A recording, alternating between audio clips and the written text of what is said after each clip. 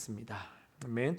우리 함께 요엘서, 오늘 요엘서 말씀입니다. 요엘서 2장 12절에서 17절까지 함께 읽겠습니다. 요엘서 2장 12절에서 17절 말씀, 제가 한 절, 여러분이 한 절 이렇게 교독하여 읽도록 하겠습니다.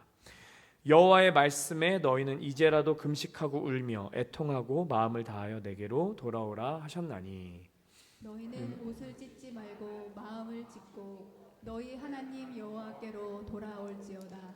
그는 은혜로우시며 자비로우시며 노하기를 더디하시며 이내가 크시사 뜻을 돌이켜 재앙을 내리지 아니하시나니, 주께서 혹시 마음과 뜻을 돌이키시고 그 뒤에 복을 내리사 너희 하나님 여호와께 소제와 전제를 드리게 하지 아니하실는지 누가 알겠느냐. 너희는 시온에서 나팔을 불어 거룩한 금식일을 정하고 성회를 소집하라.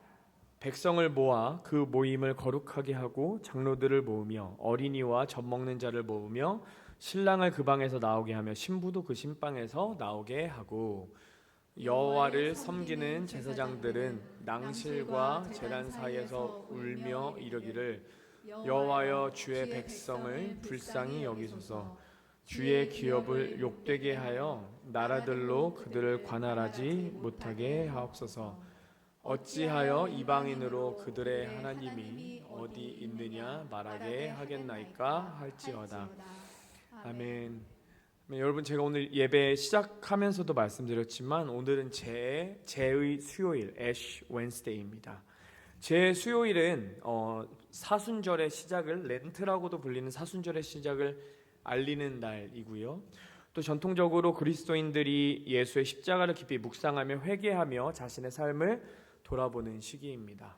한국 교회에서는 하지 않는데 미국 교회 교단에 따라서는 제 수요일에는 이마에 제로 이렇게 십자가 모양을 그리는 교단도 있습니다. 성경에서 제 애쉬는 죄에 대한 슬픔과 회개를 나타내고 또 우리가 연약한 존재임을 기억하게 합니다. 그래서 우리는 특별히 제를 바르는 의식을 가지지는 않지만요, 사순절의 시작을 알리는 이 제 수요일에 주님을 깊게 생각하고 묵상할 수 있기를 기도드립니다.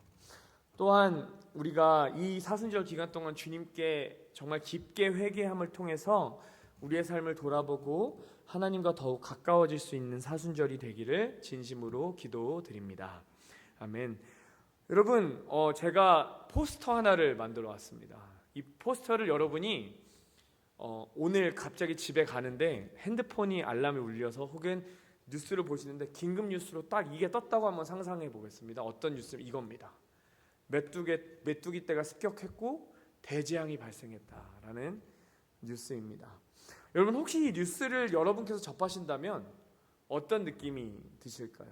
저는 크게 와닿지 않을 것 같습니다. 왜냐하면 농사를 지어본 적도 없고 농경지대에 살아본 적이 없기 때문이에요. 근데 아마 이건 걱정할 것 같아요. 내일부터 음식값이 올라가겠구나, 그로서리 비용이 지금보다 더 비싸지겠구나, 이런 생각을 할 것 같아요. 지금은 유통이 워낙 잘 발달되어서 한쪽 지역의 농장이 망가졌다고 하더라도 우리 먹는 것에 크게 문제가 되지는 않습니다. 그런데 고대 시대는 어땠을까요? 고대 시대에는 만약에 정말 농경지대에 메뚜기 떼가 습격해서 혹은 야생동물이 습격해서 그 밭을 망쳐놨다면 그들은 정말 먹을 게 없게 되는 거예요. 오늘 요엘은 언제 썼는지 정확하게 아는 신학자들이 없다고 해요. 왜냐하면 요엘 선지자가 나는 어느 왕 때 활동했다라고 말하지도 않고 이 요엘이 어느 왕 때 활동한 선지자인지 성경에서 명확하게 밝히지 않기 때문에 언제인지는 모르겠습니다. 그런데 오늘 요엘서 1장 4절을 한번 보시면 이런 말이 나옵니다. 팥중이가 남긴 것을 메뚜기가 먹고 메뚜기가 남긴 것을 느치가 먹고 느치가 남긴 것을 황충이 먹었도다. 정말 제가 처음 들어보는 벌레가 세 가지 나옵니다. 팥중이, 느치, 황충은 들어본 것 같기는 해요. 그래서 영어로 보니까 locust swarm이라고 하고 great locust, young locust, other locust. 그러니까 정말 메뚜기가 어마어마하게 와서 농작물들 다 뜯어 먹었던 것 같아요. 아마 여러분 이들은 충격을 받았을 겁니다. 이 단순히 유대의 한 농장을 공격한 게 아니라 정말 먹을 거 하나도 안 남기고 싹 다 먹었던 것 같아요. 근데 바로 이때 요엘이라는 선지자에게 하나님의 말씀이 임합니다. 여러분, 제가 그 선지자들이 느꼈던 거와는 비교도 안 되겠지만 이 목회라는 걸 해보니까 정말 설교하기 마음이 안 좋고 설교하기 힘들 때가 언제냐면 우리 모두가 평온하지 않을 때인 것 같아요. 또는 어떤 문제가 있을 때. 왜냐하면 평온할 때는 어떤 말을 해도 저도 그렇고 여러분도 그렇고 다 좋게 들려요. 근데 만약에 뭔가 일이 생겼다, 뭔가 불편하다, 슬픈 일이 있다, 아픈 일이 있다 그러면 그때부터는 뭔가 부담이 됩니다.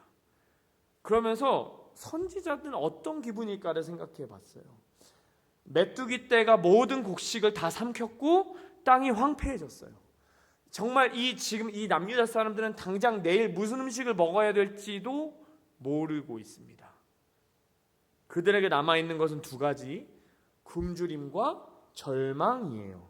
여러분이 요엘이셨다면 하나님이 여러분께 자, 이렇게 절망하고 굶주려 있고 걱정하고 있는 너희의 백성에게 가서 나의 말을 전해라고 하면 하나님이 어떤 말씀을 하셨으면 하는지 여러분은 기대하는 게 있으실 거예요. 내가 너희를 사랑한다. 내가 너희와 함께한다. 내가 너희를 회복시킬 것이다. 너에게 풍년을 허락할 것이다라는 말씀을 기대하겠죠.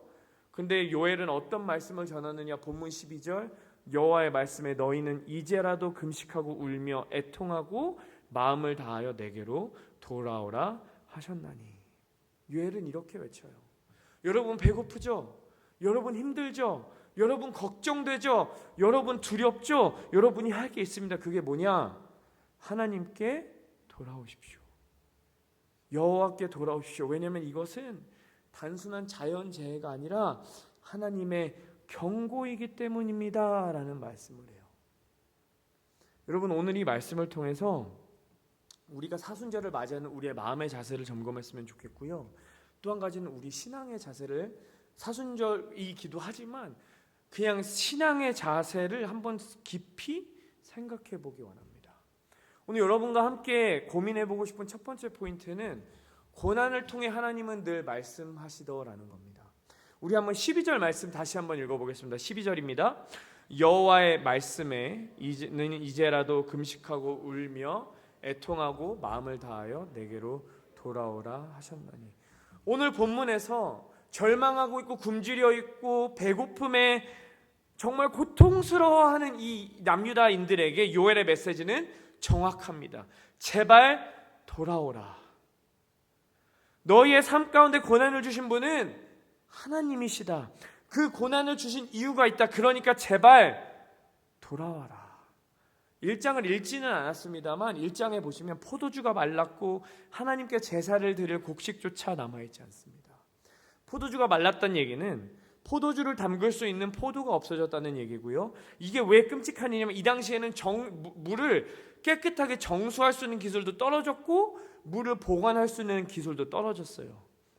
그러니까 이 단순히 지금 먹을 게 없는 게 아니라 이들에게는요, 마실 물조차도 부족해진 상황이라는 거예요. 여러분, 우리가 신앙생활 하다 보면 이런 순간들이 찾아옵니다. 정말 앞이 보이지 않을 정도로 막막한 상황이 찾아오기도 하고 피할 구멍이 없다고 느낄 정도의 상황이 찾아옵니다. 여러분, 오늘 말씀을 준비하면서 작년 이맘때 어떤 말씀을 전했는지 생각을 해보려고 작년 이맘때 썼던 설교 원고들을 쭉 한번 다시 봤어요. 정말 잊고 있었습니다. 얼마나 불안했고 얼마나 막막했는지 제 스스로 우리 교회 상황을 보면서 우리 교회도 재작년 말부터 작년 초까지 정말 힘든 시간을 지냈었어요. 그 시간들을 우리 교회는 함께 견뎌냈고 지금 그 여러 가지 일들을 함께 정리하고 있죠. 이번 사순절 1년이 지난 상태에서 준비하면서 여러분과 함께 우리가 그 1년 동안 어떤 모습이었는지를 한번 점검해 봤으면 좋겠습니다. 누가 잘했고 누가 잘못했고를 얘기하는 게 아니라 우리와 하나님 사이의 관계에서요, 우리 스스로와 하나님 사이의 관계에서 우리가 지난 1년 동안 어떤 일들을 지나왔고 어떤 길들을 걸어왔냐는 겁니다. 이 고난이라고 생각할 수 있는, 고난이라고 부를 수 있는 1년이 넘는 시간 동안 우리는 하나님께 어떻게 반응해 오셨습니까? 여러분, 우리는 지난 1년 동안 무엇에 집중하고 있었습니까? 우리 교회 가운데 허락하신 고난으로 우리가 하나님 앞에서 들었던 음성은, 하나님께서 그 시간을 통해 우리에게 주신 말씀은 무엇이었습니까? 물론 지금도 여러 가지 우리 교회가 앞으로 넘어가야 할, 또 헤쳐나가야 할 일들이 있습니다. 우리 지금 새로운 목사님을 청빙하고 있는 과정 중에 있고요. 또 이 지역 사회에서 한인 사회가 커지면서 이 한인 사회의 문화도 달라진다고 하더군요. 이렇게 우리 교회는 앞으로 새로운 변화와 변화들 속에서 알게 모르게 어려움들이 있었을 거예요. 있을 겁니다. 그러면 그런 어려움들이 찾아왔을 때 앞으로 또 지나온 이 고난의 시간이라면 고난이라고 할 수 있는, 연단의 시간이라고 하면 연단이라고 할 수 있는 이 시간 동안, 어려움 동안요, 우리는 하나님 앞에 어떻게 서 있냐는 질문을 여러분께 드리고 싶습니다. 요엘은요, 먹을 게 없고 앞날이 답답하고 아무것도 몰랐던 그 사람들에게 이렇게 울부짖어요. 너희는 옷을 찢지 말고 마음을 찢고 너희 하나님께로 돌아올지어다. 그는 은혜로우시며 자비로우시며 노하기를 더디하시며 인애가 크시사 뜻을 돌이켜 재앙을 내리지 아니하시나니 주께서 혹시 마음과 뜻을 돌이키시고 그 뒤에 복을 내리사 너희 하나님 여호와께 소제와 전제를 드리게 하지 아니하실는지 누가 알겠느냐? 요엘은요, 고통받고 있는 그들에게 이렇게 말합니다. 상황이 괜찮아질 거야 라고 말하지 않아요. 하나님이 여러분을 위로하실 겁니다 라고도 말하지 않고요, 뭐라고 말하느냐? 여러분, 여호와께 돌아갑시다. 왜? 그게 살 길이니까. 우리는 지난 1년 동안 하나님께로 돌아가고 있습니까? 아니면 우리는 여러 가지 겪어왔던 일들에 매몰되어서 하나님을 잊고 있지는 않았는지 함께 생각해 봤으면 좋겠습니다.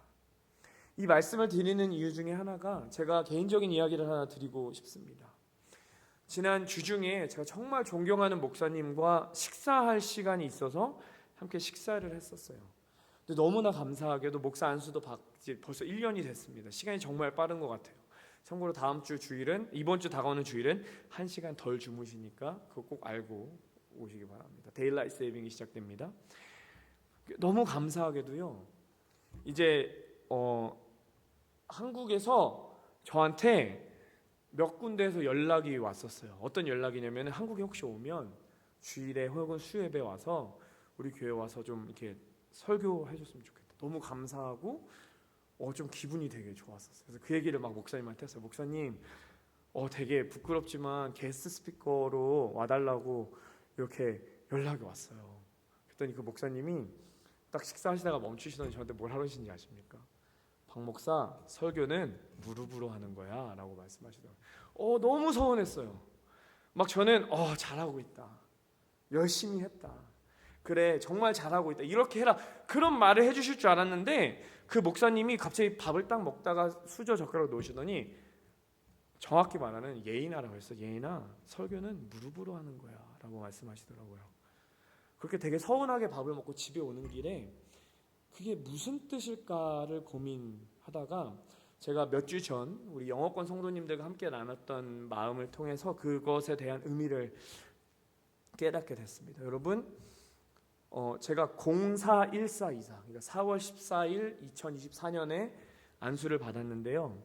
이 안수를 받는 기간이 나름은 좀 이렇게 버거웠을 때가 있었습니다. 동기들보다 조금 더 오래 걸렸고, 마음고생이라고 하면 마음고생이라 할 수 있는 시간도 있었습니다.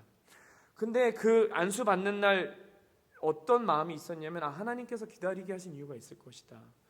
이 기다림을 통해서 하나님께서 나에게 뭔가 말씀하실 거라는 확신도 듣고 너무너무 감사했었어요.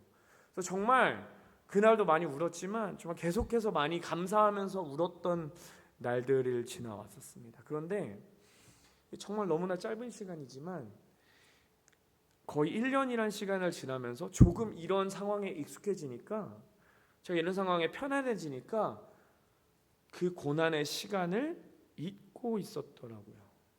하나님께서 주신 기회로 말씀 전하는 한순간 한순간이 감사하고 그것을 막 사모하기보다는 제 마음속에 어떤 마음이 자라기 시작했냐면요, 어느 순간부터 설교 은혜 받았습니다, 설교 너무 좋았습니다, 이런 말이 듣고 싶어지더라고요. 또는 그 어떤 교회에 가면 그 패스터 퍼 혹은 박예인 목사라는 사람의 설교가 유튜브에 있는데 그 설교 좋더라, 한번 들어봐, 이런 말을 듣고 싶어지더라고요. 그러면서 이렇게 스스로 타협했습니다. 그러면 나한테도 좋으면 교회도 좋은 거 아닌가? 그런데 그런 생각이 찾아오니까 마음속에 설교 준비나 사역들이 다시 한번 짐처럼 느껴지는 시기가 오더라고요. 그 고난의 시간이 어떻게 찾아왔냐면, 제게는 어떤 모습으로 고난이 찾아왔냐면 지침과 피곤함이라는 모습으로 제게 고난의 시간이 또다시 찾아오게 되었습니다. 그 고난의 시간을 통해서 하나님께서는 저한테 이렇게 말씀하고 계셨어요. 너 잘못 가고 있어. 너 그 안수 받았을 때 느꼈던 그 마음대로, 신학교 처음 했던 그 기도대로 너는 무릎 꿇어야지, 기도해야지. 그 말씀의 의미가, 제가 기도하지 않으면 아무리 훌륭한 사역을 하고 아무리 훌륭한 말씀을 준비하다고 하더라도요, 하나님의 일을 한다는 명분으로 내 자랑과 내 욕심을 채우겠더라고요. 힘들 때는 주님을 찾는데 조금 안정되기 시작하면 우리는 주님을 찾지 않게 되는 경향이 있습니다. 예전보다 조금 상황이 좋아졌어요. 그러면 우리는 어느 순간 우리의 욕심을 쫓고 있더라고요. 그래서 우리에게 제동을 거시고 우리에게 멈춰라고 하시려고 주시는 게 고난이더라는 겁니다. 하나님께서는 다 잘나는 것 같고 다 모든 것이 완벽한 것 같고 예배도 드리고 나름대로 잘하고 있다고 생각하는 남유다에게 메뚜기 재앙으로 고난을 주셔서 멈추라고 하신 거예요. 왜 멈췄느냐?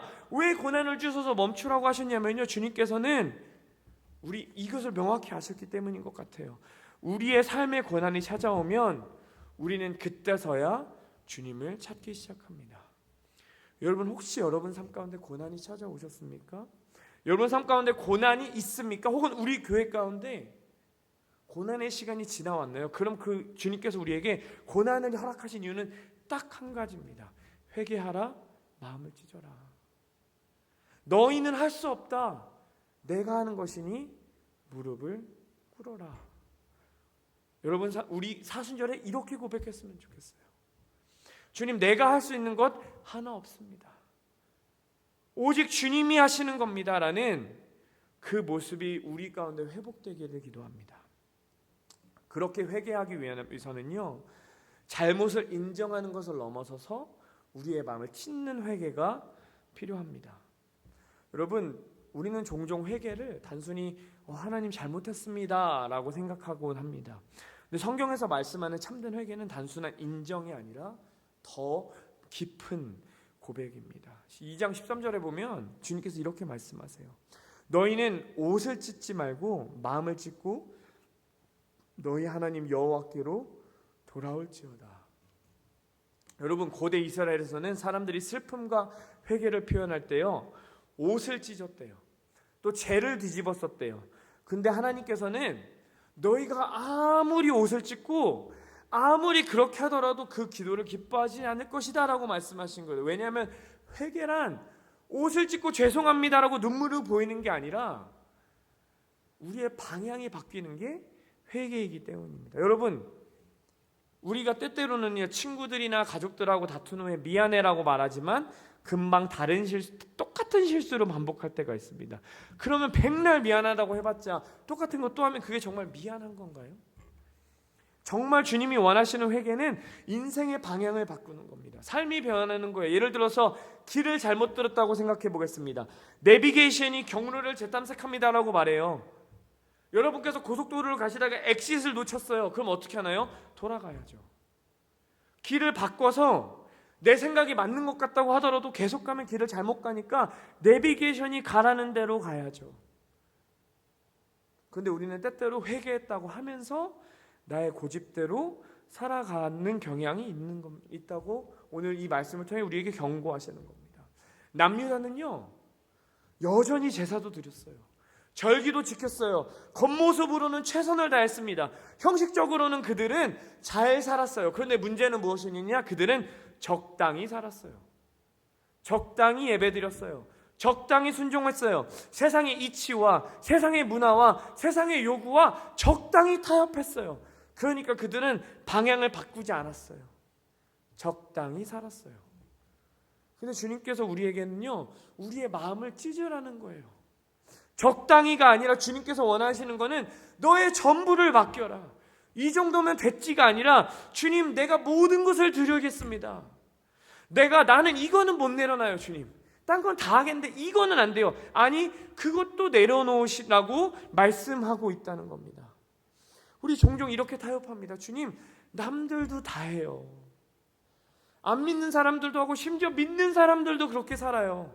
근데 주님이 원하시는 것은요, 주님이 고난을 통해서 우리에게 원하셨던 것, 우리에게 원하시는 것은요, 적당히 예배드리고 적당히 순종하고 세상의 이치와 세상의 문화와 세상의 요구에 적당히 타협하는 게 아니라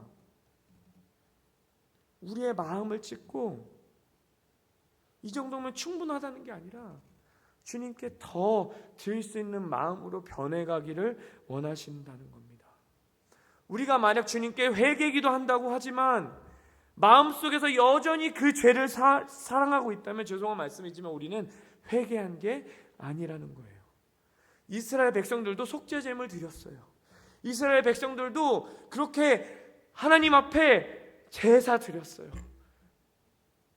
그런데 여전히 그들은요, 우상도 적당히 따랐고 하나님과 우상 사이에서 적당히 줄다리기 하며 살았습니다.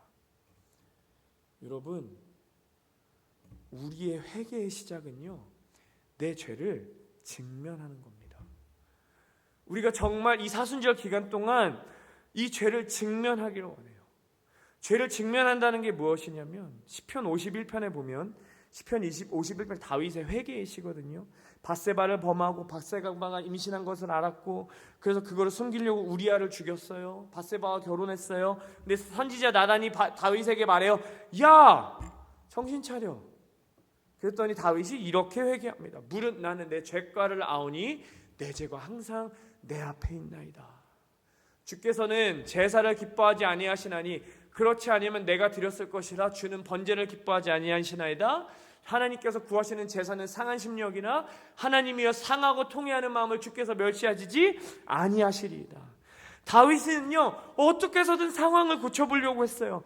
그런데 그가 깨달은 게 뭔지 아십니까? 죄의 문제를 해결하지 않으니까 그 어떤 것도 하나님 앞에서 문제를 해결할 수 없더라는 거예요. 그래서 다윗은 밧세바 사건 이후에 하나님 앞에서 철저하게 무너집니다. 철저하게 깨어집니다. 하나님 앞에서 괜찮은 척하지 않아요. 하나님 앞에서 깨끗한 척하지 않아요. 자신의 죄를 인정했지 변명하지 않았습니다. 주님, 제가 실수했습니다가 아니라 내 죄가 주님 앞에 있습니다라고 말했어요. 주님, 환경이 나를 이렇게 만들었어요 라고 하지 않았고요, 내 안에 죄악이 있습니다라고 죄를 직면했습니다. 이래서 다윗에게는요, 적당히는 없었습니다. 이런 다윗 앞에는요, 타협은 없었습니다. 그래서 그는 하나님 앞에서 완전히 무너졌습니다. 여러분, 예수님의 고난을 통해서 우리가 가장 해야 하는 첫 번째는요, 이 죄를 직면하고 이 죄 때문에 하나님 앞에서 완전히 깨어지는 것입니다. 죄책감은요, 내가 잘못했네, 나는 답 없네라고 말해요. 근데 참된 회개는 내가 하나님과의 관계를 깨뜨렸구나 라고 깨닫습니다. 세상적인 후회와 하나님의 말씀 뜻대로 하는 회개는 달라요. 세상적인 후회는 말해요. 내가 죄 때문에 손해봤네. 하나님의 뜻대로 하는 회개는요, 내 죄 때문에 하나님과 멀어졌구나. 고린도후서 7장 10절 보니까 이렇게 기록합니다. 하나님의 뜻대로 하는 근심은 후회할 것이 없는 구원에 이르게 하는 회개를 이루는 것이요, 세상 근심은 사망을 이루는 것이라. 여러분, 이 사순절 기간 동안 우리 가운데 이렇게 마음을 찢는 회개가 있기를 기도합니다. 제가 앞에서 그럼 여러분께 제 마음을 나눴던 이유는요, 제가 그 마음에게 선전포고하고 싶은 마음도 있었습니다. 제 안에는 끊임없는 욕심과 야망이 있습니다. 근데 이 사순절 기간 동안 그 욕심과 야망을 하나님 앞에 제 마음을 찢으며 돌아가고 싶습니다. 저는 이 사순절 시점에 가장 중요한 것은요, 금식도 아니고요, 성경 읽기도 아니에요. 이 사순절에 제일 중요한 건 다윗처럼, 요엘의 외침처럼 하나님께 돌아가는 겁니다.